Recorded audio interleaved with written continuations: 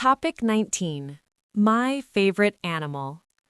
My favorite animal is a dog because it is friendly, loyal, and very helpful. Dogs are known as good companions, and they always stay close to their owners. I love dogs very much because they are kind and easy to care for. I have a dog at home, and its name is Lucky.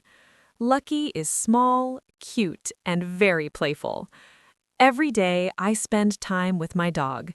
I feed it, play with it, and take it for a walk. When I come home from school, Lucky runs to me happily. This makes me feel very loved and excited. Dogs are very smart animals. They can learn many things and follow simple commands. Lucky understands when I call its name and listens to me. It also protects our house and alerts us when someone comes near. Having a dog teaches me responsibility. I need to take care of it, give it food, and keep it clean. It also teaches me to be kind and patient. I feel happy when I take care of my dog. Dogs are not just animals, they are part of the family.